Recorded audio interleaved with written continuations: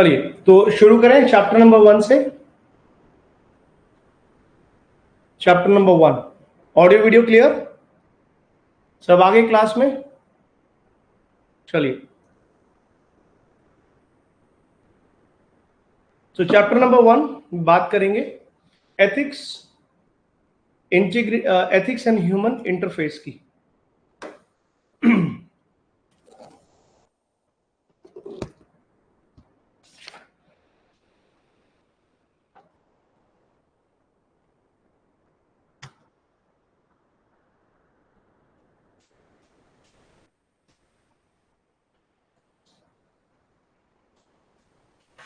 पहले तो ये दो वर्ड्स क्लियर कर लेते हैं अपने लिए कि एथिक्स क्या है और ह्यूमन इंटरफेस का मतलब क्या है। अगर ये दो वर्ड्स आपने समझ लिए तो मतलब आपके लिए काम आसान हो गया। चैप्टर एक तरह से आपका चैप्टर का क्रक्स आपको समझ में आ जाएगा। अभी तक हमने एथिक्स, क्योंकि सब्जेक्ट ही एथिक्स का है, एथिक्स का मतलब मोटा मोटा समझ लो। वैसे तो एथिक्स की डेफिनेशंस बहुत सारी हैं, पर अगर एक जर्नल आपको अंडरस्टैंडिंग करनी हो कि एथिक्स का मतलब होता क्या है, तो एथिक्स का मतलब study of what is right what is wrong in the human behaviour, उसको हम एथिक्स बोलते हैं।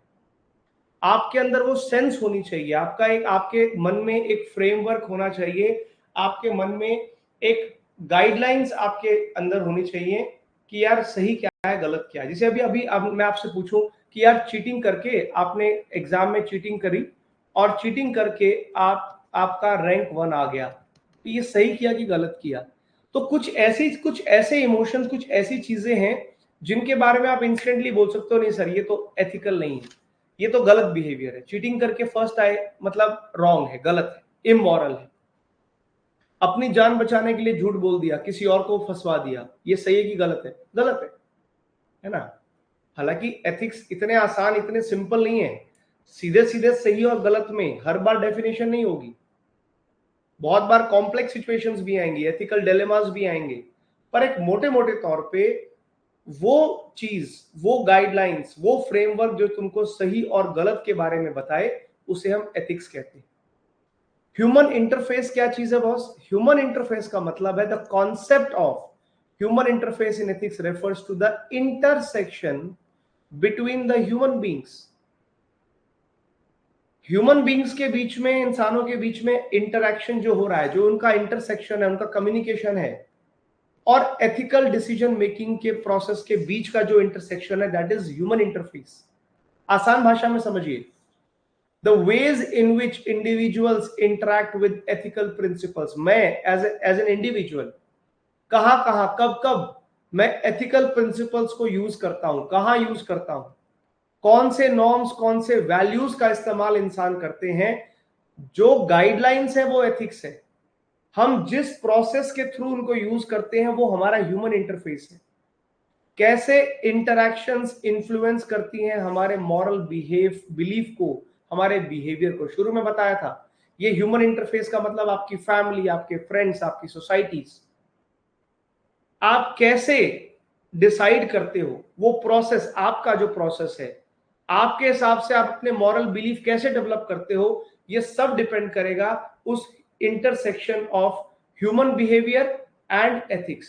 तो जो एक ऐसा एक तरह से समझ लो, ये एक ऐसा प्लेटफॉर्म है, एक ऐसा प्लेटफॉर्म जो एथिक्स को और ह्यूमन बिहेवियर को जोड़ने में मदद करता है, जो आपका एथिकल बिहेवियर डेवलप करने में मदद करेगा। वो प्लेटफॉर्म है ह्यूमन इंटरफेस।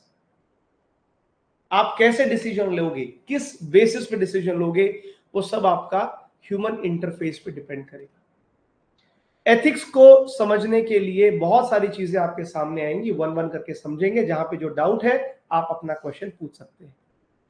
एथिक्स के बारे में पहली बात ये कह सकता हूं कि it's a system of moral principles that is concern with the human conduct. Ultimately जब आप एथिक्स को स्टडी करते हो, ठीक है, सही गलत की पहचान, right wrong, good bad, moral immoral की पहचान, मगर किसके कॉन्टेक्स्ट में कर रहे हो? अल्टीमेट एम क्या है? हम एथिक्स को पढ़ रहे हैं, इन एनिमल्स के एथिक्स तो नहीं पढ़ रहे ना, प्लांट्स के एथिक्स तो नहीं पढ़ रहे। अल्टीमेटली जिस भी मॉरल प्रिंसिपल्स को स्टडी करेंगे वो ह्यूमन कॉन्टेक्स्ट में, ह्यूमन कंडक्ट के विद रिस्पेक्ट टू पढ़ेंगे। तो पूरा का पूरा एथिक्स का जो सब्जेक्ट है वो ह्यूमन बिहेवियर को स्टडी कर रहा है। इसीलिए मैंने कहा था कि साइकोलॉजी का भी पार्ट है, फिलॉसफी का भी पार्ट है, एंथ्रोपोलॉजी का भी पार्ट है, राइट, सोशियोलॉजी का भी पार्ट है। इसलिए एथिक्स कई सारे सब्जेक्ट्स का ओवरलैप है, क्योंकि आप ह्यूमन कंडक्ट को स्टडी करोगे। एथिक्स के अंदर हम स्टडी करते हैं वो सारे नॉर्म्स, वो सारे स्टैंडर्ड्स जो आपको सही और गलत के बीच में अपने एक्शंस को जज करने में हेल्प करेंगे। मुझे नहीं पता सर, मैंने सेल्फ डिफेंस में एक इंसान को मार दिया, अब ये कॉम्प्लेक्स सिचुएशन है, मैं अपना सेल्फ डिफेंस, मैं नहीं मारता तो वो मुझे मार देता, पर मैंने अपने आप को बचाने के लिए, कल को कोई मेरे घर में घुसाया, अगर मेरी फैमिली को अटैक करेगा तो मुझे पूरा हक है, मैं अपने सेल्फ डिफेंस में अपना कुछ भी एक्शन करूंगा। तो मेरे को ये अगर बाद में गिल्ट आए कि यार मैंने किसी इंसान को का मर्डर कर दिया, पर फिर मैं अगर अपना एथिकल नॉलेज अप्लाई करूंगा तो मैं अपने एक्शंस को जज कर पाऊंगा। वो एथिक्स जो होते हैं हमें हेल्प करते हैं हमारे हर छोटे बड़े काम को जज करने में, कि हमने सही किया, गलत किया, मॉरल किया, इमोरल किया, गुड किया, बैड किया, right.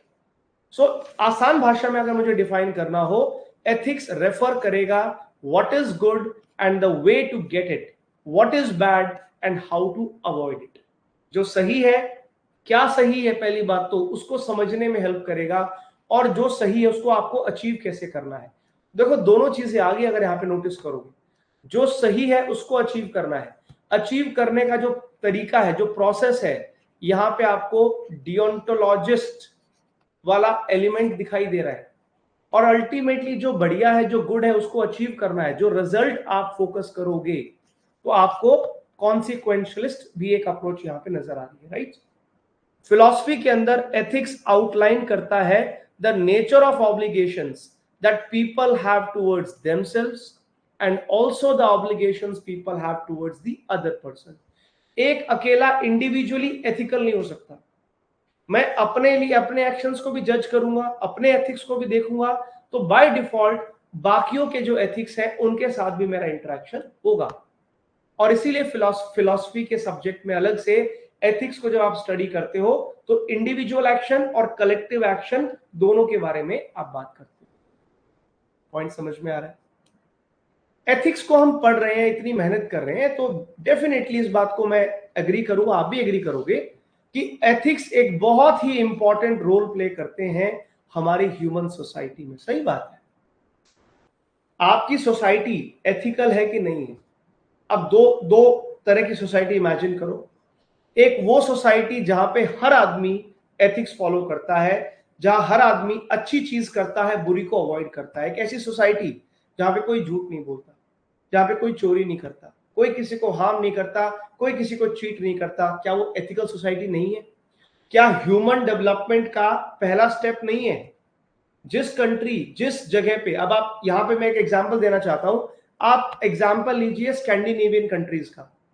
Scandinavian countries, Norway, Sweden, Iceland, ये वाली कंट्रीज में करप्शन का लेवल मिनिमम है। तो अगर मैं कंपेयर करूं कि सर मैं नॉर्वे गया, नॉर्वे में सर करप्शन है ही नहीं, आइसलैंड में करप्शन है ही नहीं, वर्सेस मैं गया नॉर्थ कोरिया, मैं गया सोमालिया। आप जानते हैं सोमालिया, नॉर्थ कोरिया दुनिया भर में बदनाम है अपने करप्ट सोसाइटी के लिए, करप्शन के लिए। तो क्या यहाँ पे दो अलग अलग कॉन्ट्राडिक्टरी ह्यूमन सोसाइटीज मुझे देखने को मिलेंगी? बिल्कुल मिलेंगी। तो नॉर्वे को नॉर्वे क्या बना रहा है और सोमालिया को सोमालिया क्या बना रहा है? उनके इंसानों के, उनके लोगों के एथिक्स एक एक बहुत बड़ा बेस प्रोवाइड करते हैं कि इसके ऊपर डेवलप होने वाली सोसाइटी कैसी होगी। ये एथिक्स बेसमेंट की तरह है, आपकी फाउंडेशन, आपकी नींव है। उस फाउंडेशन के ऊपर आप कौन सी बिल्डिंग बनाओगे, ये डिसाइड वो फाउंडेशन कर रहा है।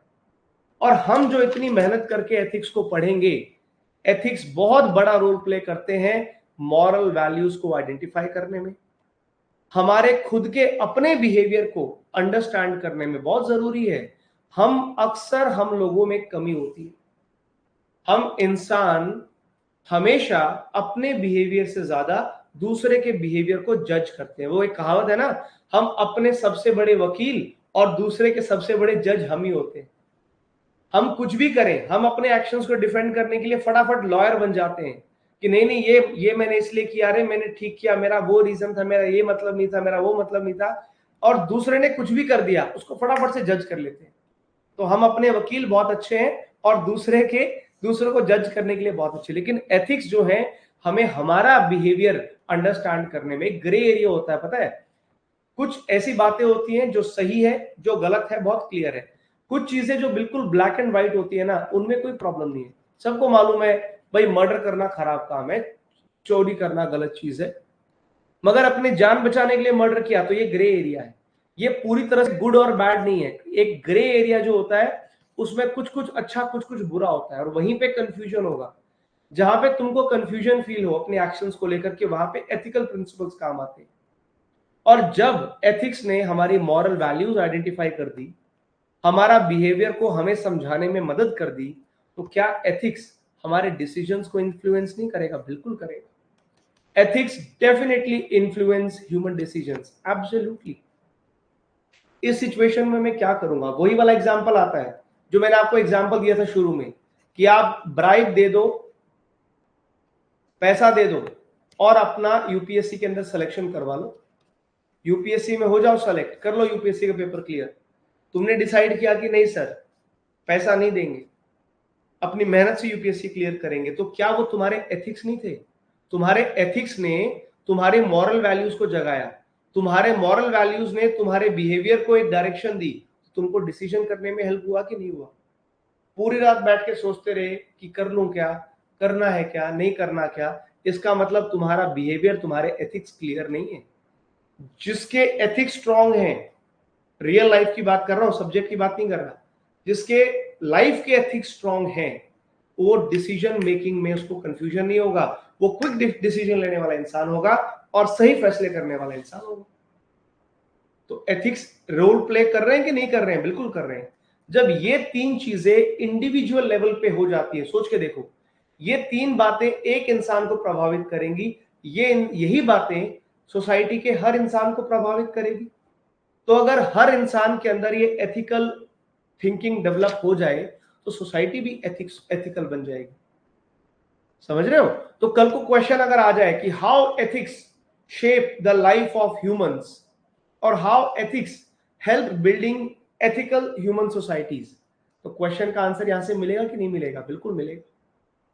ये सारे क्वेश्चंस मैं आपको देता जाऊंगा बाद में, ठीक है? जो मैं वैसे बोल रहा हूं वो वाले क्वेश्चंस नोट भी करते रहना प्लीज, इसलिए रनिंग नोट्स भी इंपॉर्टेंट है। मैं साथ साथ बताता रहूंगा कहां पे क्या क्वेश्चन बन सकता है। तो यहीं पे क्वेश्चन मेरा बनेगा आज का। पहला क्वेश्चन जो तुमको लिखना है, प्रैक्टिस करना है, ठीक है? क्वेश्चन नंबर 1 है कि how ethics play important role in human society and at individual level. इसमें जोड़ लेना, ये क्वेश्चन जो मैंने बोला है लिख लेना। क्लियर? हम क्यों एथिक्स पढ़ रहे हैं? We are studying ethics why? Number 1 to raise our awareness, number 2 resolve the moral dilemmas. जो ये थोड़ा सा हमारे अंदर धर्म युद्ध चलता रहता है, हमारे अंदर थोड़ा, हमारे अंदर की जो कंफ्यूजन होती है, मॉरल डिलेमास होते हैं कि यार क्या करें, करें ना करें, अरे कोई देख तो नहीं रहा, मैं वो 10,000 रुपये उठा लूं क्या, किसी को पता तो चलेगा नहीं, पर मुझे तो पता चलेगा, वो 10,000 रुपये जब जब खर्च करूंगा मुझे अंदर से गिल्ट आएगा। ये जो मॉरल डिलेमास होते हैं ये एथिक्स तुम्हारे सॉल्व कर सकते हैं। And of course we are studying ethics to be a better person. Agree? हाँ जी, अग्री और नॉट?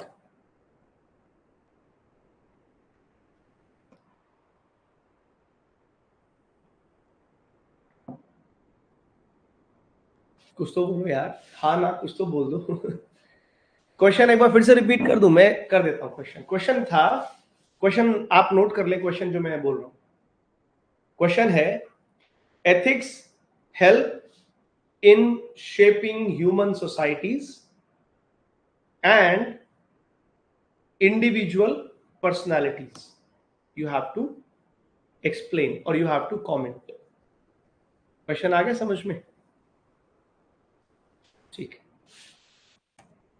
ये बाद में मैं लिख के भी दे दूंगा, अगर कोई दिक्कत है तो मैं ग्रुप में शेयर भी कर दूंगा क्वेश्चंस को। चलिए जी, यहां तक तो बात चल रही है ठीक ठाक सी। अब आपको एक बड़ा इंटरेस्टिंग सा मैं यहाँ पे एक स्टोरी सुनाऊंगा और आपको पता चलेगा कि एथिक्स डिसीजन मेकिंग को कैसे इन्फ्लुएंस कर सकते हैं। Let's understand the relevance of the ethics in decision making. अब ये क्वेश्चन भी है, यहां से एक क्वेश्चन भी बन गया। लो, ये क्वेश्चन नंबर 2 बन गया। क्वेश्चन है critically analyze relevance of ethics in decision making, that is your question number 2। उसके लिए स्टोरी सुननी पड़ेगी। स्टोरी बड़ी मजेदार है। मूवीज देखते हो कि नहीं देखते हो? एक मूवी से एग्जाम्पल आया है, बड़ा अच्छा एग्जाम्पल है मूवी का, उसको मैं समझाने की कोशिश करता हूँ। एक मूवी आई थी बहुत सालों पहले, मूवी का नाम है जजमेंट एट नरमबर्ग। अब ये नरमबर्ग जो है ये जर्मनी का एक शहर है, और वहां पे हो क्या रहा था इस मूवी के अंदर, ये किस बारे में है, हिटलर के मरने के बाद हिटलर के जितने भी एलाइज थे, जितने भी दोस्त थे, कंप्लेंसेस थे हिटलर के, सरकार में जिन जिन लोगों ने काम किया था, गवर्नमेंट ऑफिशियल्स जो थे, उन सबका ट्रायल हुआ। हिटलर तो मर गया, हिटलर के बड़े बड़े ऑफिसर भी मर गए, जो पीछे रह गए उनमें से कुछ जजेस के ऊपर ये मूवी है। और हुआ क्या था, 4 जर्मनी के जजेस का एक ट्रायल हुआ था, उनका केस, उन पे केस था। और इस मूवी के जो हीरो हैं, जो प्रोटैगनिस्ट थे, वो थे चीफ जज डैन हेवुड। ये नाम याद रखना, बड़ा इंपॉर्टेंट नाम। तो हुआ क्या कि जर्मनी के 4 जजेस का हो रहा था ट्रायल, ठीक है, उनके ऊपर कार्रवाई हो रही थी, उनके ऊपर बातें उनको सुनाई जा रही थी, और उनका फैसला करना था, भाई इन्होंने जो काम किया ठीक किया, गलत किया, उन पे इल्जाम क्या था जरा समझो। इन चारों जजेस पे जो हिटलर के साथ काम करते थे, इन जजेस पे ये आरोप था कि इन्होंने एज अ जज अपने ऑफिस का गलत इस्तेमाल किया। इनके कहने पे इनकी जजमेंट की वजह से बहुत सारे ज्यूज और बहुत सारे होमोसेक्सुअल्स को की एथनिक क्लिंजिंग कर दी गई, उनको मार दिया गया, छांट छांट के, चूज कर करके मार दिया गया, यहूदियों को, ज्यूज को और होमोसेक्सुअल्स को, उनको स्टरलाइज कर दिया गया। ये सब हो रहा था क्योंकि ये जजेस की जजमेंट थी, इन्होंने जजमेंट दी थी कि ऐसा करना जायज है, this is as per law. इनकी जजमेंट पे लिखा था कि एज पर द लॉ, कानून के हिसाब से ये ठीक है। जजेस ने अपने डिफेंस में ये कहा कि सर हमारा काम लॉ को बनाना नहीं है, हम सिर्फ अपनी ड्यूटी कर रहे थे एज अ जज। तुम्हारा काम ये नहीं है कि कानून ठीक है कि गलत है, वो लॉ करेक्ट है, मॉरल या इमोरल फैसला तुम नहीं करोगे। कानून के बारे में कौन फैसला करेगा? पार्लियामेंट। कोई भी लॉ बनता है, वो लॉ मॉरल है या वो लॉ इमोरल है, ये डिसाइड करने का काम लेजिस्लेचर का है। जुडिशरी का काम कानून बनाना नहीं है, कानून को इंप्लीमेंट करवाना नहीं है।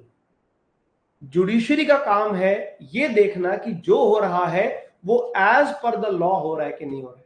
तो अगर कहीं किसी कानून में लिखा हुआ है कि यहूदियों को, होमोसेक्सुअल्स को मार देना चाहिए, तो जजेस बोलते सर हम तो सिर्फ अपना काम कर रहे थे, हमारी गलती नहीं है, कानून बनाना हमारा काम नहीं है, वो सारा कुछ एज पर लॉ हो रहा है कि नहीं हो रहा, इसीलिए हमने जजमेंट दिया। एथिकल डिलेमा समझ रहे हो? पहले तुम्हारी ओपिनियन जानना चाहता हूं,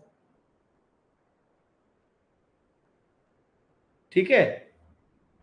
ओके आशा, आपका जो पॉइंट है कि ये नाम और ये क्यों फ्लैश होता है, मैं अपनी टीम से बात करता हूं, तो इसमें हम क्या कर सकते हैं मैं पूछता हूं अपनी टीम से, ठीक है? क्योंकि अब जैसे जैसे आपकी आएंगी बातें, जो समस्या आएंगी, मैं उन पे काम करूंगा। तो ये जो आप बता रहे थे कि आपका नेम फ्लैश हो रहा है, तो उसके बारे में बात करेंगे। हाँ जी, मेरा सवाल जो है, आपके हिसाब से जजेस का पॉइंट कितना वैलिड है? आपके हिसाब से जजेस का पॉइंट कितना वैलिड है? वो सिर्फ अपना काम कर रहे थे, उनका काम कानून बनाना नहीं है, जो हो रहा है एज पर लॉ या नहीं उसको चेक करना है। बताइए, थोड़ा सा अपना ओपिनियन दीजिए, इतना तो आपको समझ में आ गया, हम उसको डिटेल में बात करेंगे। तो ओके, जो चैनशी जैन ने एक अच्छा पॉइंट रखा है, ड्यूटीफुलनेस वर्सेस कॉन्शियंस। बट सर जज के पास पावर होती है इमोरल लॉ को नल एंड वॉइड करने की। Good point. भास्कर कहते हैं no it's not correct, but they should have some concern towards humanity. बहुत बढ़िया point. But they can question the law. Good Muskan ji. Sir what about judicial activism? ठीक है, अच्छा पॉइंट है आप लोगों का, बिल्कुल सही है। तो एक बात तो आप अग्री करते हो ना, आप लोग जजेस को तो फेवर नहीं कर रहे ना अभी। एक मोटा मोटी बात यह है कि आप लोग जजेस को तो फेवर नहीं कर रहे, आपको समझ में आ रहा है कि ठीक है वो अपना काम कर रहे थे, अपनी ड्यूटी कर रहे थे, मगर ड्यूटी का मतलब ये तो नहीं होता कि आंख बंद करके कुछ भी कर दो। समझ रहे हो? अब यही सिचुएशन मैं तुम्हारे ऊपर लेके आता हूं। तुम सिविल सर्वेंट बन गए, तुम बन गए आईएएस ऑफिसर। क्या तुम अपनी सरकार का हर फैसला आंख बंद करके मान लोगे? अगर तुम्हारे मिनिस्टर ने बोल दिया कि ऐसी पॉलिसी बनाओ कि गरीब गरीब हो जाए, अमीर अमीर हो जाए, क्या तुम मान लोगे? क्या तुम ये बोलोगे कि सर मैं तो अपनी ड्यूटी कर रहा था, मेरे मिनिस्टर ने बोला था, मैंने अपना काम कर दिया? ठीक है, बहुत अच्छी बात है, तुम इंटेलिजेंट आईएएस ऑफिसर हो, तुम अच्छे पॉलिसी मेकर हो, पर क्या तुम्हारी कोई एथिकल रिस्पॉन्सिबिलिटी नहीं है? है ना? तो तुम सिर्फ आंख बंद करके सिर्फ ऑर्डर फॉलो करने के लिए तो नहीं हो। और ऐसे अगर इस तरह के आईएएस ऑफिसर या इस तरह के सिविल सर्वेंट हमारे सिस्टम में आ गए जो सिर्फ यस मैन होंगे, तो फिर तो कभी भी तुम अपना काम ईमानदारी से नहीं कर पाओगे। फिर वो फाउंडेशनल वैल्यूज किधर जाएंगे? Accountability, transparency, responsibility, integrity, probity, वो सब किधर जाएगा? राइट? सो ऑफ कोर्स आप भले ही अपना काम कर रहे हो, मगर ब्लाइंडली अपना काम नहीं करना। तो यहां पे वापस आता हूं इस केस पे। तो ये पूरा केस था। अब हुआ क्या, इस टाइम पे एक सिचुएशन और भी थी। ये जब पूरा केस चल रहा था, 1945 के बाद का केस है। उस टाइम पे अगर आपको याद होगा, क्वेश्चन यहां पे, उस टाइम पे वो चल रहा था, कोल्ड वॉर चल रहा था। रशिया और यूएसए के बीच में कोल्ड वॉर भी चालू हो गया था। अब यहां पे एक बहुत बड़ा एथिकल क्वेश्चन जिसका फैसला जज डैन हेवुड को करना था, वो ये था कि क्या हम could they shrug off their moral and legal responsibility in the name of duty? ये क्वेश्चन भी बन सकता है कल को। How justified do you think it is to shrug off moral and legal responsibilities in the name of duty? Justify your answer. बन गया कि नहीं बन गया क्वेश्चन? क्वेश्चन ये बनेगा कि do you think it is justified, यार आगे नोट कर लेना, do you think it is justified to shrug off your duty, moral legal duty in the name of moral and legal responsibility in the name of duty, and you have to justify your answer. यही सवाल इनके सामने था, यही सवाल आपके सामने है। जो क्वेश्चन मैं आपको बोल रहा हूं ना बेटा, ये बार बार मेरे माइंड में नहीं आएंगे। पढ़ाते पढ़ाते मैं उस फॉर्म में होता हूं कि बहुत सारे क्वेश्चंस तुमको ऐसे ही दे देता हूं। तो जितने क्वेश्चंस मैं आपको 3 क्वेश्चन दे चुका हूं, तो प्लीज कोई एक बच्चा रिस्पॉन्सिबिलिटी ले ग्रुप का, एक बच्चा रिस्पॉन्सिबिलिटी लेगा, उस बच्चे के पास सारे क्वेश्चंस होने चाहिए। जो एक बच्चा वॉलंटियर करने को तैयार है, ताकि वो सारे क्वेश्चंस का एक पूरा रजिस्टर मेंटेन करेगा और फिर ग्रुप में सर्कुलेट भी करेगा। इनके मॉडल आंसर्स भी आपको बना के दूंगा, पर आप लोग भी इन पे आंसर लिखना, ठीक है? करेक्ट हो गया, 3 क्वेश्चन मिल गए। अब देखते हैं यहाँ पे जज साहब ने क्या किया। अब ऊपर से प्रॉब्लम ये थी, उनके सामने प्रेशर ये था उनके ऊपर कि भाई कोल्ड वॉर का सिनेरियो है और ऐसे में उन जजेस को आपको फ्री करना होगा। हर जगह से ये प्रेशर था इस जज के ऊपर कि वो 4 जजेस को फ्री कर दो, उनको पनिशमेंट मत देना, वरना फिर से एक टेंशन क्रिएट हो जाएगी कोल्ड वॉर सिनेरियो में, और फिर से लोग जो है सेकेंड वर्ल्ड वॉर की चीजों में उलझ जाएंगे। तो प्लीज इस मामले को दबा दिया जाए, ये उसके ऊपर प्रेशर था। अब यहां पे आपका रियल कैरेक्टर नजर आता है। यहां पे जो जज थे डैन हेवुड, उनके अंदर कितने एथिक्स थे, उनका एथिकल कैरेक्टर कितना था, ये फैसला उनके इस बात पे टिका था कि उन्होंने किसी प्रेशर के आगे वो झुके नहीं, और उन्होंने वो केस का फैसला दिया एथिक्स की बेसिस पे, वो फैसला दिया मेरिट बेसिस पे, और उन्होंने ये पाया कि वो चारों के चारों जो जजेस हैं वो गलत है। क्योंकि ड्यूटी के नाम पे ही सही, मगर आप कॉन्शियसली आप भी उस पूरी प्रोसेस का हिस्सा थे। जब जूस को मारा जा रहा था, होमोसेक्सुअल्स को स्टरलाइज किया जा रहा था, तो ऐसे चीजों में ड्यूटी कर रहे होंगे, मगर ऐसी चीजों में आपका कॉन्शियस पार्टिसिपेशन था। ये सरकार के द्वारा, गवर्नमेंट के द्वारा ऑर्गेनाइज्ड क्रूएलिटी या गवर्नमेंट के द्वारा ऑर्गेनाइज्ड इनजस्टिस का पार्ट होना भी क्राइम है। इस बात की क्या गारंटी है कि जो कानून बनाने वाली सरकार है कल को वो इमोरल नहीं हो सकती? हो सकती है ना? क्या गारंटी है इस बात की कि नहीं सरकार हमेशा सही फैसला करेगी? कोई जरूरी नहीं है। अगर हिटलर जैसे इंसान की सरकार आ जाए, कोई डिक्टेटर की अगर सरकार आ जाए, तो क्या वो डिक्टेटर हमेशा सही फैसले करेगा? कोई जरूरी नहीं है। गवर्नमेंट भी करप्ट हो सकती है, गवर्नमेंट भी अनएथिकल हो सकती है। गवर्नमेंट, ये जितने भी डिक्टेटर आए हैं दुनिया भर में, क्या आपको लगता है कि इनके कानून सही हैं? बिल्कुल नहीं है। तो ऐसे में सिर्फ अपनी ड्यूटी के नाम पे अपनी मॉरल रिस्पॉन्सिबिलिटी आप नहीं छोड़ सकते, और यही ये केस बताता है। ये क्लासिक केस है जजमेंट एट नुरम्बर्ग का। अब इसी ये पूरी चीज को मैं अगर इंडियन कॉन्टेक्स्ट में बात करूं, थोड़ा सा ध्यान से सुनिएगा क्या कहना चाह रहा हूं। जैसे आज के प्रेजेंट टाइम में जिस तरह से इलेक्शन कमीशन ऑफ इंडिया के ऊपर कुछ क्वेश्चंस रेज होते हैं ना। इलेक्शन कमीशन ऑफ इंडिया का रिसेंटली अभी अभी हमने इलेक्शन देखा लास्ट मंथ, तो पूरा जो इलेक्शन हुआ 2024 का लोकसभा का इलेक्शन, हमारा 18th लोकसभा के टाइम पे इलेक्शन कमीशन ऑफ इंडिया का जो रोल था, हमारे इलेक्शन कमिश्नर्स का जो रोल था, उन पे सवाल उठाए गए। सही बात है।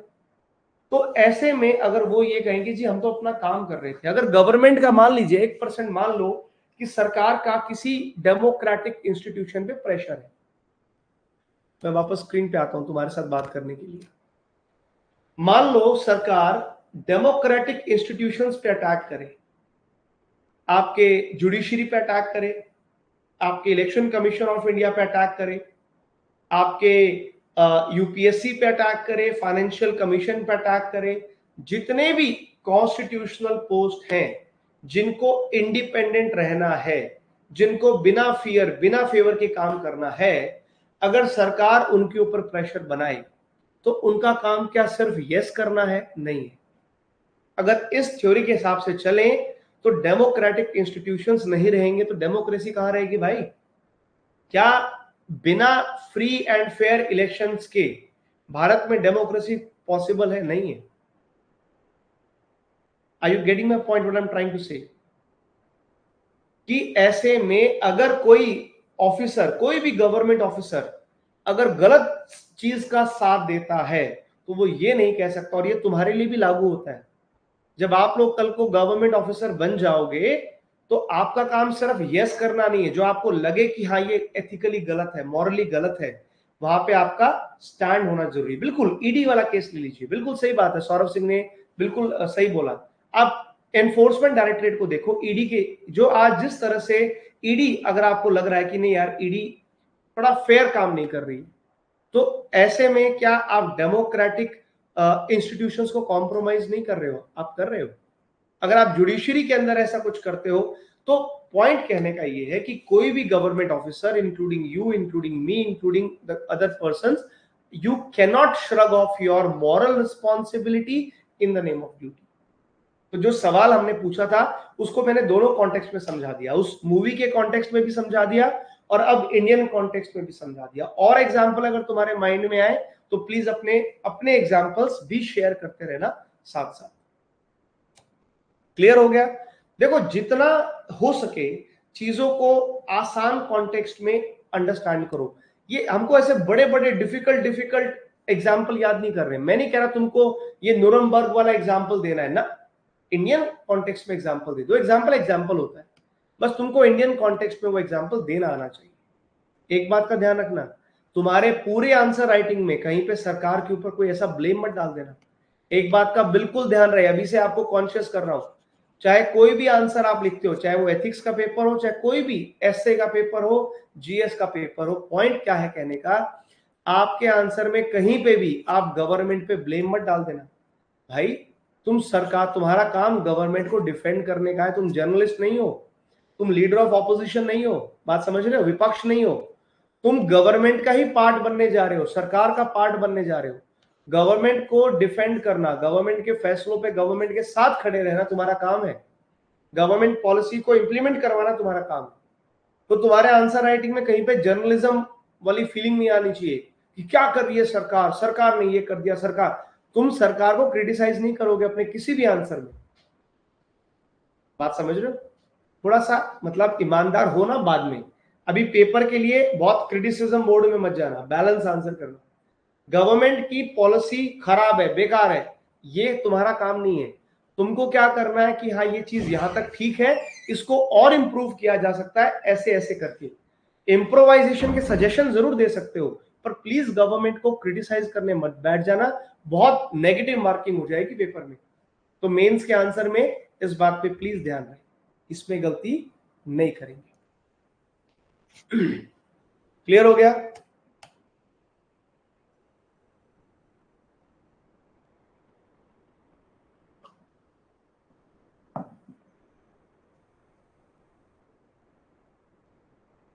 ओके, नैन्सी का एक क्वेश्चन है, it is said that civil servant should be neutral, but then how can we stand against them? देखो, मैं आपको ये नहीं कह रहा सरकार के खिलाफ खड़े हो जाओ, लेकिन कम से कम तुमको पता होना चाहिए तुम किस चीज को अप्रूव कर रहे हो। अगर तुमको लगता है कि वो चीज एथिकल नहीं है, तुम मना कर सकते हो। सरकार को क्रिटिसाइज करने के लिए नहीं बोल रहा, लेकिन सरकार को जहां जरूरत है उनको करेक्ट करने के लिए अपनी आवाज उठानी जरूरी है। तुम बोल सकते हो कि नहीं सर ये ठीक नहीं है और इस चीज को ऐसे नहीं करना चाहिए, इसका ये तुम्हारा एटलीस्ट तुम्हारी कॉन्शियस जिंदा रहनी चाहिए काम करते वक्त। अपनी आत्मा को बेच करके बंगले मत बनाना, मैं ये कहना चाह रहा हूं। अपनी आत्मा को बेच करके बंगले बनाना ठीक नहीं।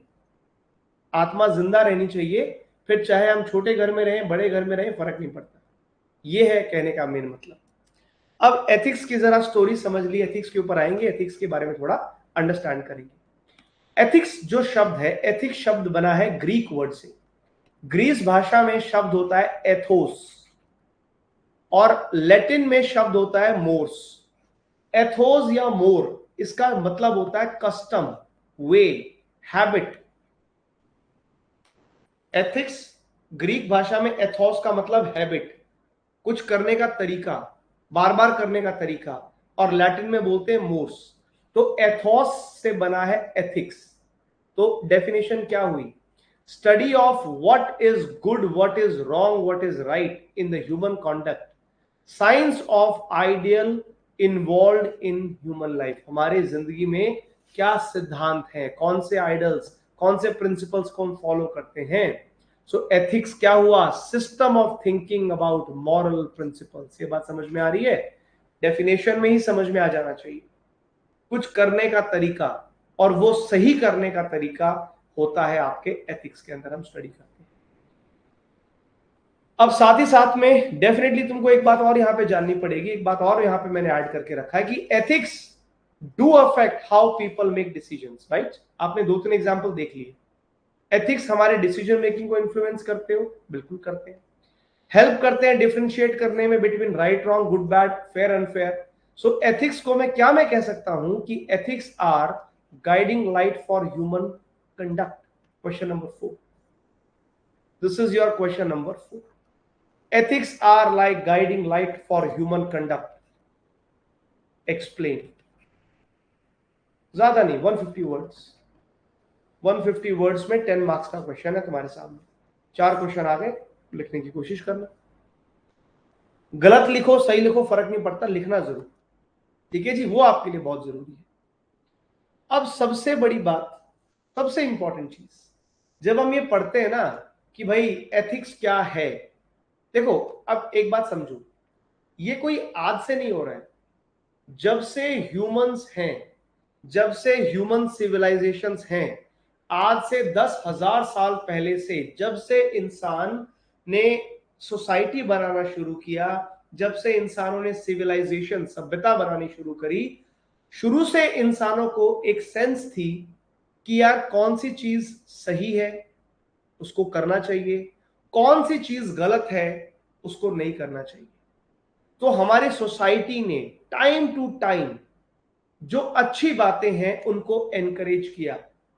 ह्यूमन सोसाइटीज ने अच्छी बातों को हमेशा एनकरेज किया।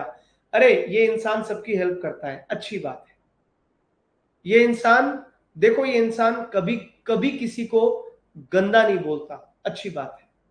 तो जो अच्छा बिहेवियर था, जो अच्छी चीजें थी, जब सोसाइटी ने उसको एप्रिसिएट किया, एनकरेज किया, आगे चल करके वो एक बेस बना एथिक्स की फॉर्मेशन का। जो खराब चीजें थी, जो अनएक्सेप्टेबल चीजें थी कि यार ये तो सबको पीटता है, सबको मारता है, सबको गाली देता है, ये गलत चीज है।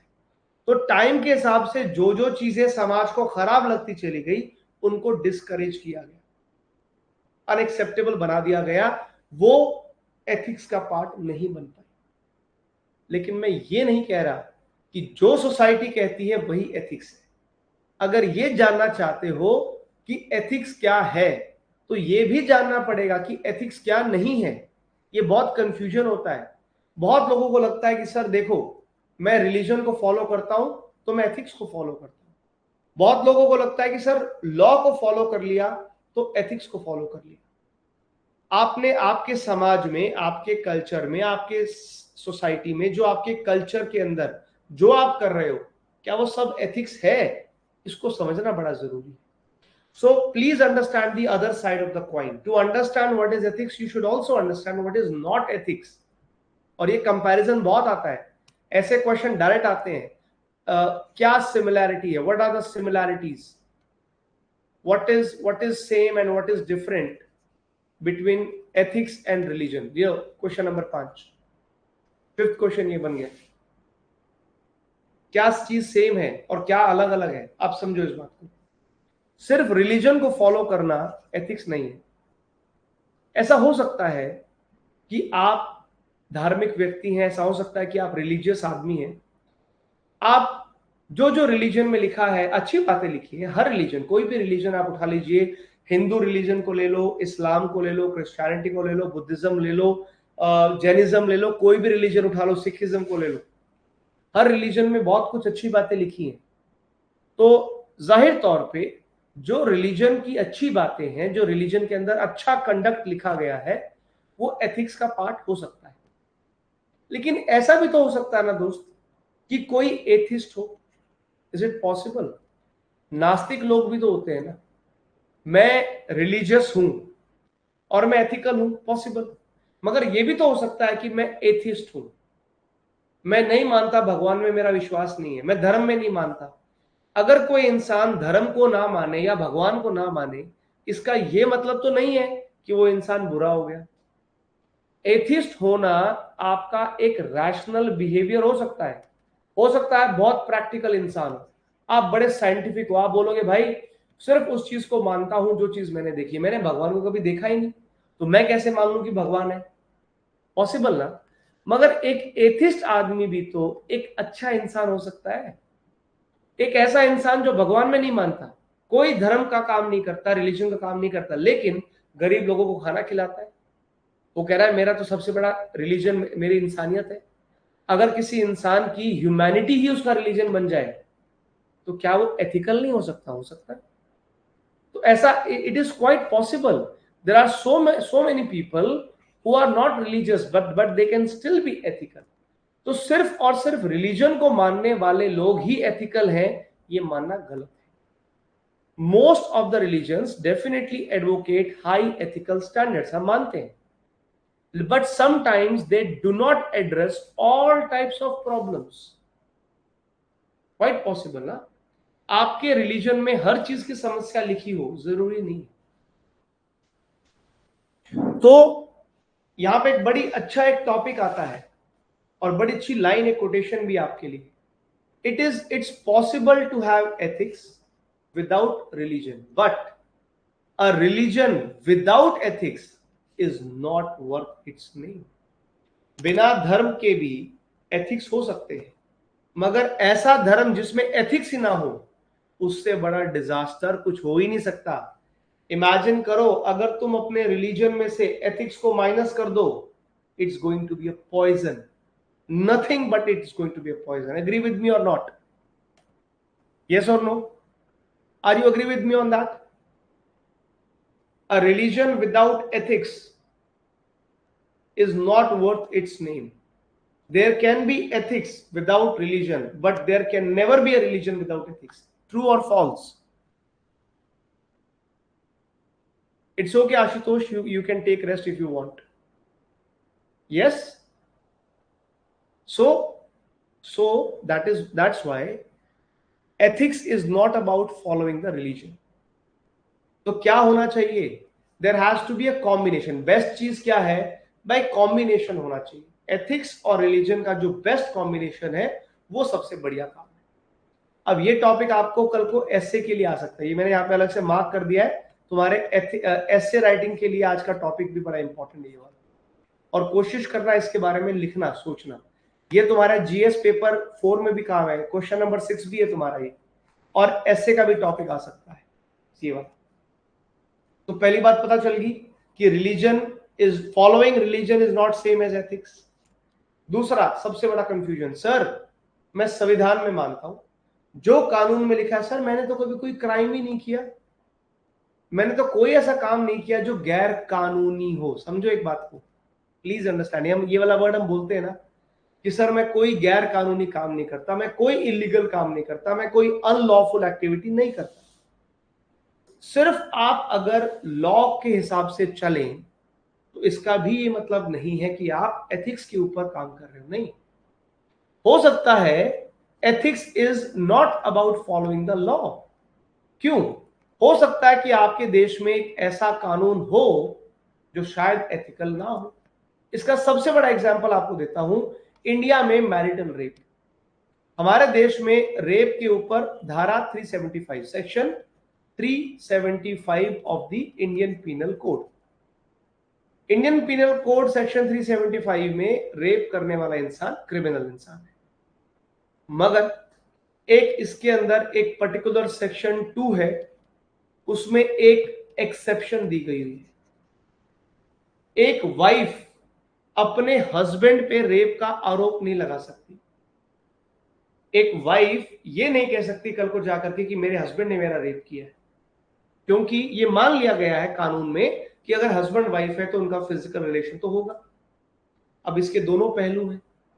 मैरिटल रेप अभी तक भी हमारे देश में क्राइम नहीं है, मगर हमारे देश में अगर मैरिटल रेप लीगल इलीगल नहीं है तो क्या ये एथिकल है?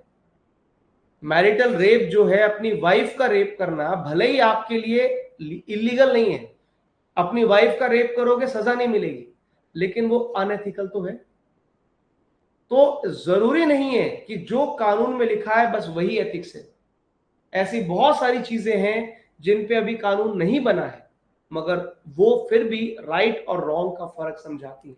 कोई भी आप में से बता देगा कि sir marital rape is bad, it is wrong, it is immoral, so it is unethical. Are you getting my point?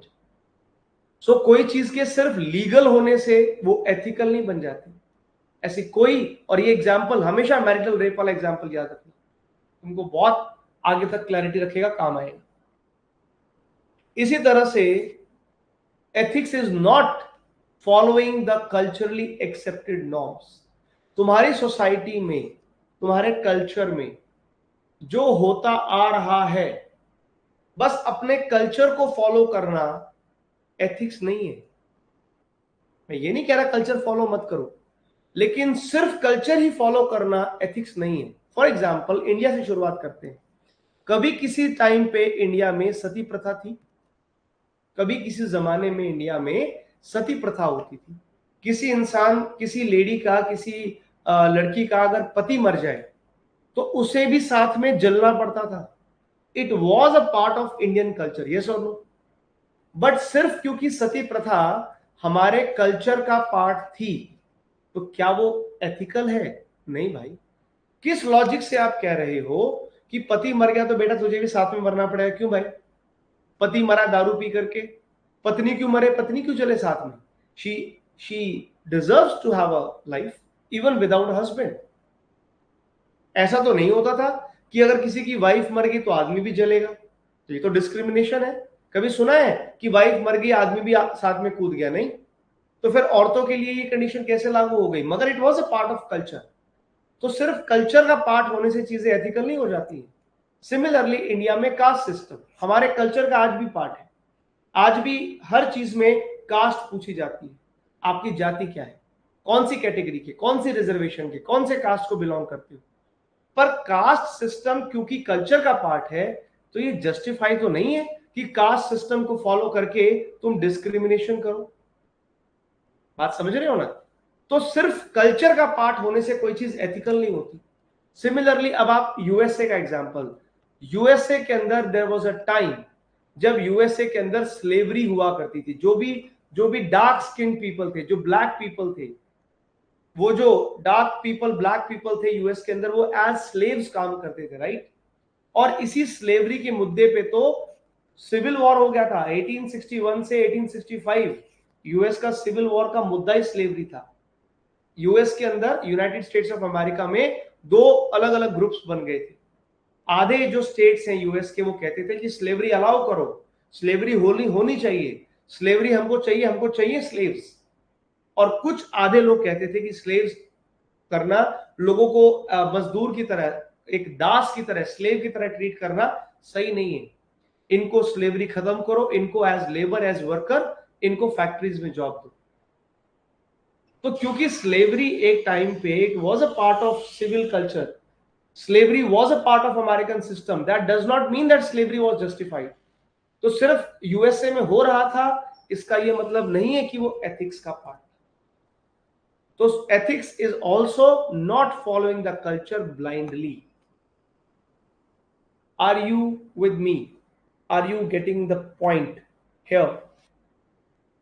Understood? So जब मैं ये कहता हूं कि ethics क्या है, तो ये भी समझना पड़ेगा कि ethics क्या नहीं है। ये बहुत जरूरी है आपके लिए ये वाला पॉइंट को समझना। Clear everyone?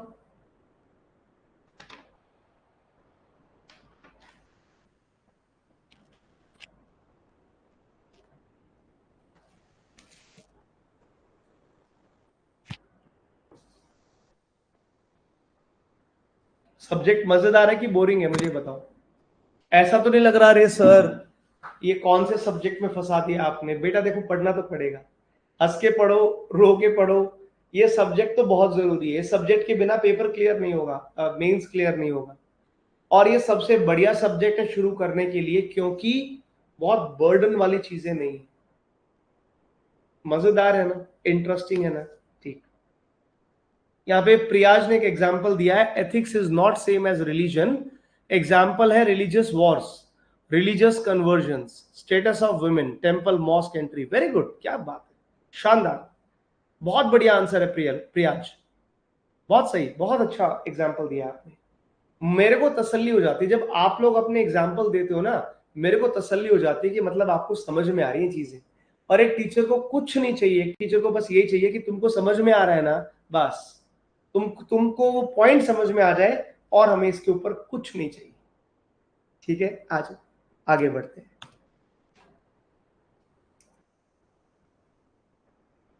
अब एक और यहाँ पे चीज के बारे में डिस्कशन करेंगे। एथिक्स के बारे में तो बात हो रही है, ओपिनियंस के बारे में भी बात करते हैं। हम सबके अंदर ओपिनियंस होती है ना, हम सबका एक व्यू पॉइंट होता है, राइट?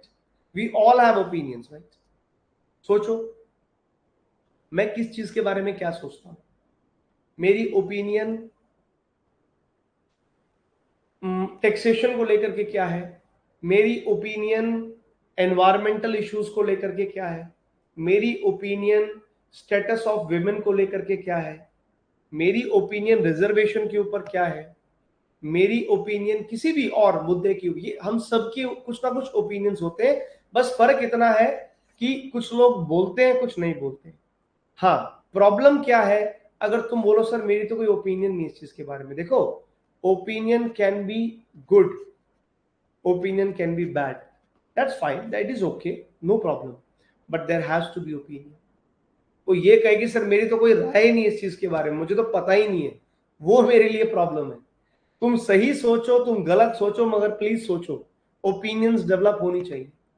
पर सवाल है कि ओपिनियंस बनती कैसे हैं, हम कैसे डिसाइड कर लेते हैं कि कोई चीज सही है, गलत है, अच्छी है, बुरी है। ये सब जो हम डिसाइड कर रहे हैं अल्टीमेटली, इन सब का कनेक्शन भी तुमको एथिक्स में जाकर के मिलेगा। ठीक है, कुछ एग्जाम्पल तुम्हारे सामने हैं जहां पे लिखा है कि does the right to bear the child also includes the right to terminate the child life. अब इसके ऊपर तुम्हारी ओपिनियन क्या है भाई? अगर मैं ये कहूं कि एक औरत को बच्चा पैदा करने का हक है, तो उसी औरत को अबॉर्शन कराने का भी हक है, राइट?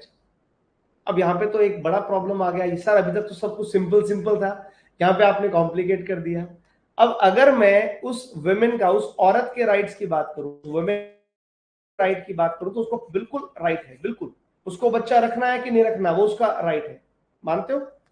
मगर अगर तुम अबॉर्ट करते हो, अगर तुमने अबॉर्ट कर दिया, बच्चा अबॉर्शन करवा लिया, तो भैया वो जिंदगी जो तुमने पैदा नहीं होने दी, क्या उस आने वाले बच्चे के भी कुछ राइट्स नहीं थे? क्या कुछ नेचुरल राइट्स तो उसके भी थे, ह्यूमन राइट्स तो उसके भी थे, तुमने किया तो अल्टीमेटली मर्डर है ना। तो क्या बच्चा पैदा करने का हक इज ऑल्सो इंक्लूडिंग बच्चा ना पैदा करने का हक? कितनों की जिंदगी लेना ठीक है अगर बहुत लोगों की जिंदगी बचानी पड़े? वही जो एग्जांपल दिया था कि ट्रेन नहीं रुक रही है, 2 की जान ले लूं क्या? 2 की जान ले लेता हूं, 5 लोगों को बचा देता हूं। Saving lifes of many at the cost of few. अब ये वाले जो क्वेश्चन होते हैं ना, ये सिंपल नहीं है। यहाँ पे ओपिनियन, स्ट्रेट फॉरवर्ड ओपिनियन नहीं आएगी। यहाँ पे उतना आसान नहीं है ओपिनियन जनरेट करना, यहाँ पे कंफ्यूजन आएगा। So these kind of questions they don't have a simple yes और नो। सो क्या करें? उसी चीज को अंडरस्टैंड करने के लिए, उसी चीज को सिंप्लीफाई करने के लिए ये पूरा चैप्टर जो हम पढ़ेंगे ना, उसमें आपको वैसा ही बेसिक फ्रेमवर्क हम समझेंगे जिनसे आप इस तरह के कॉम्प्लेक्स क्वेश्चंस के आंसर भी दे पाओगे। आप मॉरल डिलेमास के क्वेश्चंस सिर्फ पेपर में नहीं, अपनी रियल लाइफ में भी सॉल्व कर पाओगे। क्लियर हो गया? अब यहां पे फिर से वही टॉपिक पे आते हैं, human ethics and human interface. तो अभी तक हमने एथिक्स के बारे में पढ़ लिया, ह्यूमन इंटरफेस के बारे में समझ लिया। Ethics operate in our life through the human interface. Ethics हैं, कहीं पे तो लिखा हुआ है। वो एथिक्स जो किसी ने बना दिए, एथिक्स जो हैं वो ह्यूमन लाइफ में कैसे आते हैं? ह्यूमन इंटरफेस के थ्रू आते हैं। और वो ह्यूमन इंटरफेस क्या हो सकता है? हमारा परिवार, हमारे दोस्त, हमारे रिश्तेदार, हमारी सोसाइटी, हमारा स्टेट, हमारी कंट्री, हमारा सिस्टम, हमारी ऑर्गेनाइजेशन, कुछ भी। तो बेसिकली एथिक्स वाली जो गाइडलाइंस है हमारी लाइफ में इस इंटरैक्शन की वजह से आती है। So we need to understand the relation between our thinking and the thinking of these institutions. मैं क्या सोचता हूं, मेरा परिवार क्या सोचता है, अगर वो फ्रीक्वेंसी मैच करेगी तो हम अपने कॉमन एथिक्स बना लेंगे। मैं क्या सोचता हूं, मेरी सोसाइटी क्या सोचती है, अगर हमारी सोच मैच कर जाएगी तो हम अपना एक एथिक्स का रूल बना लेंगे। ये सही है, वो गलत है, उसका फैसला हम कर पाएंगे। आप मेरी बात समझ रहे हो जो मैं कहना चाह रहा हूं? तो पूरा पूरा मोटा मोटी अभी तक जितना भी जो भी तुमने पढ़ा, वो सारे एथिक्स का एसेंस क्या है, उसका क्रक्स क्या निकाला? अभी तक जितना भी पढ़ा मेरे साथ एथिक्स के बारे में, उसका क्रक्स क्या है? कि एथिक्स का क्रक्स, एथिक्स की सिग्निफिकेंस ये है, there is a requirement of common ethical principle. जरूरत है। वैसे तो एथिक्स बहुत सब्जेक्टिव हो सकता है, बात समझो। एथिक्स ऑब्जेक्टिव नहीं होते, एथिक्स सब्जेक्टिव हो सकते हैं। तुम्हारा एथिक्स मेरा एथिक्स अलग भी हो सकता है, तुम्हारा ओपिनियन मेरा ओपिनियन अलग हो सकता है। हमारी अपब्रिंगिंग के बेसिस पे, हमारे मॉरल वैल्यूज के बेसिस पे, हमारे लेवल ऑफ अंडरस्टैंडिंग के बेसिस पे अलग हो सकता है। किसी बारे में, किसी चीज को जो मेरे को लगता है कि ये एथिकल है, तुम बोलोगे नहीं सर अनएथिकल है। It is okay, it is okay to be, it's democratic to have a different opinion. तो एथिक्स भी सब्जेक्टिव हो सकते हैं, मगर over a period of time अगर हम चाहते हैं कि हमारी सोसाइटी में पीस, हार्मनी, स्टेबिलिटी बने, एक स्टेबल पीसफुल सोसाइटी बनाने के लिए टाइम टाइम पे कुछ कुछ कॉमन एथिकल प्रिंसिपल्स को डेवलप किया गया। पब्लिक लाइफ में भी ये एथिक्स काम आएंगे आपको जब आप बात करोगे accountability, empathy, honesty, integrity, compassion जैसी फाउंडेशनल वैल्यूज की भी बात करोगे, वहां भी एथिक्स की सिग्निफिकेंस आपको समझ में आएगी। दोस्तों, हमें क्यों चाहिए, what's the most basic need for the ethics? इतनी जरूरत क्यों है एथिक्स की? क्योंकि देखो, हमें अपने आप नहीं पता, वी डोंट नो ऑटोमेटिकली कि हमारे लिए क्या सही है क्या गलत है। जैसे छोटा बच्चा है, क्या एक छोटे बच्चे को पता है क्या? एक छोटे बच्चे को पता होता है कि उसको क्या करना है क्या नहीं करना? एक छोटा बच्चा, सोचने वाली बात है, अगर मेरे घर में कोई एक गेस्ट आता है या मेरे घर में कोई बुजुर्ग आता है, कोई थोड़ा कोई बुजुर्ग लोग आते हैं, अगर मैं अपने बच्चे को ये ना सिखाऊं कि बेटा घर में कोई बड़ा आया है, उस बड़े को नमस्ते करो, उसको गुड मॉर्निंग बोलो, गुड आफ्टरनून बोलो, बहुत बड़ा है उसके पैर छुओ, ब्लेसिंग्स लो, अगर हम नहीं बताएंगे तो क्या क्या बच्चे को अपने आप पता चलेगा? नहीं। जैसे एक बच्चे को नहीं पता होता कि क्या करना है क्या नहीं करना है, एक बच्चे को नहीं पता कि भैया यहाँ पे सब लोग खाना खा रहे हैं और यहाँ पे तुमको कुछ ऐसा काम नहीं करना जो सबका खाना वेस्ट कर दे। एक बच्चे को नहीं पता कि ये कोई फ्रूट है, इसको मैं क्या करूं इसके साथ में। एक बच्चे को नहीं पता कि अभी मेरे को क्या करना है क्या नहीं करना है, कौन सी चीज तोड़नी है, जा करके मोबाइल फेंक दिया, गलत है भाई, नुकसान हो रहा है। पर बच्चे को तो नहीं पता ना। जैसे बच्चे को नहीं पता होता, उसको सिखाना पड़ता है। कौन सिखाएगा? उसके पेरेंट्स, उसकी फैमिली, बाकी फैमिली मेंबर्स। वो बच्चा बड़ा होगा, सीखेगा अपने दोस्तों से, सीखेगा सोसाइटी से, स्कूल जाएगा, कॉलेज जाएगा, शादी हो जाएगा तो बीवी से सीखेगा, बुढ़ापे में अपने बच्चों से सीखेगा। तो लर्निंग तो कभी खत्म नहीं हो रही है। तो क्या होता है बॉस कि ऑटोमेटिकली एक इंसान को नहीं पता होता है कि क्या सही है क्या गलत है। एक इंसान के सामने बहुत सारे कॉम्प्लेक्स चॉइसेस होते हैं। जैसे अभी आपने देखा, इतने सारे एथिकल डिलेमास होते हैं। उस टाइम पे हमारा क्या रिस्पॉन्स होना चाहिए, हम कैसे बिहेव करें, क्या करें, अपने आप को जज कैसे करें, दूसरों को कैसे जज करें, ये सब चीजों के लिए you need to have ethics. You need to have the ethics. Ethics हर चीज का फैसला करता है। एथिक्स हर चीज के बारे में, हर चीज में एथिक्स है। आपने क्या फैसला किया और आपने क्या फैसला नहीं किया, choices you make, choices you did not make, वो दोनों में एथिक्स का रोल है। आपकी हर चॉइस का कुछ ना कुछ कॉन्सिक्वेंसेस होगा। आपने जो भी फैसला किया वो आपकी लाइफ को भी इंपैक्ट करेगा, बाकियों की लाइफ को भी इंपैक्ट करेगा। इसीलिए आपके चॉइसेस में एथिक्स का होना बड़ा जरूरी है। आपने फैसला कर लिया, सर मेरा चॉइस है टेररिस्ट बनना, सर मेरा मन करता है मैं आतंकवादी बन जाऊं। अच्छा भाई, ये तो तुम्हारी चॉइस है, पर तुम्हारा टेररिस्ट बनने की जो चॉइस है तुमको भी अफेक्ट करेगा, बाकियों को भी अफेक्ट करेगा, राइट। तो ये बहुत जरूरी, इन सब चीजों में तुमको एथिक्स काम आएगा। We all have the desire to survive.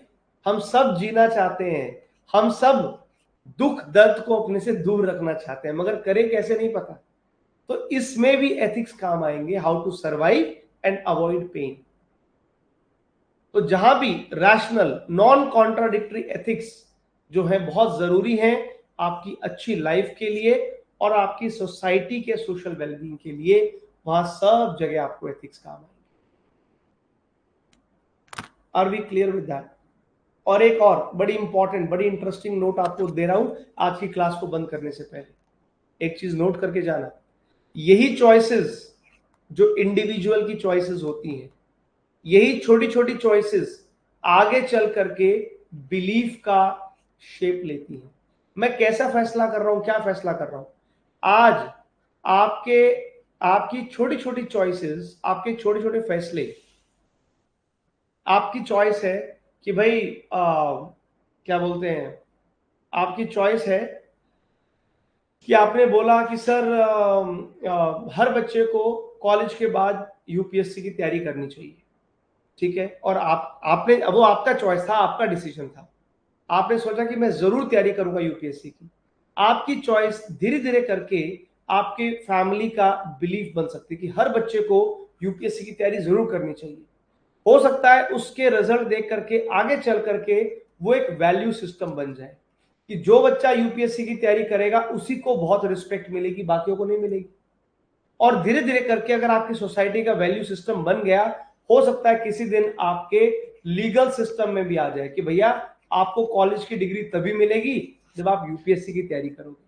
तो आपकी ही चॉइसेस, हमारी तुम्हारी चॉइसेस इस समाज में विश्वास बनाती हैं, बिलीफ पैदा करती हैं, बिलीफ से बनती हैं वैल्यू सिस्टम, उससे बनते हैं लीगल सिस्टम। तो this is how the choices evolve into a legal system. ये पूरी जर्नी, ये पूरी चेन आप जो है याद रखिए। क्लियर हो गया यहां तक? क्या सीखा बेटा अभी तक?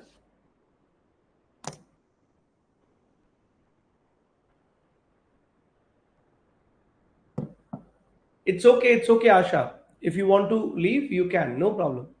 बाद में रिकॉर्डिंग आप देख लीजिए। समझ में आया? आज जो जो पढ़ा, जो जो चीजें हमने सीखी, कुछ मजेदार थी कि बोरिंग थी, बता दो यार, क्लास का फीडबैक भी दे दो। कुछ अच्छा लगा अभी तक जो समझा एथिक्स के बारे में? हाँ जी, जितने बच्चे भी क्लास में लाइव हैं, समझ में आ रहा है? सब्जेक्ट सबसे पहले तो हमने आज सिलेबस को समझ लिया और उसके बाद थोड़ा थोड़ा करके हमने एथिक्स को भी पढ़ना शुरू किया। सौरभ सिंह कहते हैं, in India taking care of our parents during older time considered ethical, but in some western countries people often leave their parents, are they ethical और नॉट। नाउ इसके अंदर एक आपका कंडीशन आएगा। अब ये फिर से सब्जेक्टिव चीज होगी। देखो सौरभ, क्या होता है, फिर से वो बात आती है, अभी अभी भी आगे चल के आप पढ़ोगे कि एथिक्स सब्जेक्टिव चीज है। जो आपके लिए एथिकल है, क्योंकि अब आप वो पढ़ोगे ना, जब हम वो पढ़ाएंगे डिटरमिनेंट ऑफ एथिक्स, एथिक्स को डिटरमाइन कैसे किया जाता है, तो उसमें आपका जो कल्चर है, जो सोसाइटी का आपका नॉर्म्स है, वो इन्फ्लुएंस करते हैं। अगर वेस्टर्न सोसाइटी में it's okay to have a live in relationship, let's say western societies में लिव इन रिलेशनशिप बहुत कॉमन चीज है। हमारी एशियन सोसाइटीज में लिव इन रिलेशनशिप अभी उतना कॉमन नहीं है। अब लिव इन रिलेशनशिप सही है कि गलत है, ये डिपेंड करेगा आपके कल्चर पे। मेरा पॉइंट समझ रहे हो? किसका सवाल था? किसी बच्चे का था ना, उसका नाम ऊपर गया भैया, कौन Saurabh Singh. Live in relationship सही है कि गलत है, ये डिपेंड करेगा। आप वेस्टर्न वर्ल्ड को बिलोंग करते हो, उनके तो कल्चर का पार्ट है, वो तो कहेंगे ओके जी, हमारे लिए कोई, we are open with that. Asian societies में नहीं होगा, इंडियन सोसाइटी में नहीं होगा, बहुत इजीली कॉमन। सिमिलरली पेरेंट्स को अपने पास रखना, बूढ़े माँ बाप की सेवा करना, वो हमारे कल्चर का पार्ट है। तो वो एथिक्स जो जिसको हम एथिक्स कहते हैं, वो इंडियन कल्चर के एथिक्स है। अगर वेस्टर्न कल्चर में वो वैल्यूज ही नहीं है, वो कल्चर ही नहीं है, तो उनके लिए तो वो भी एथिकल है, हमारे पर्सपेक्टिव से वो अनएथिकल है। Got my point? So yes, तो जब हम आगे चल के ना, जब हम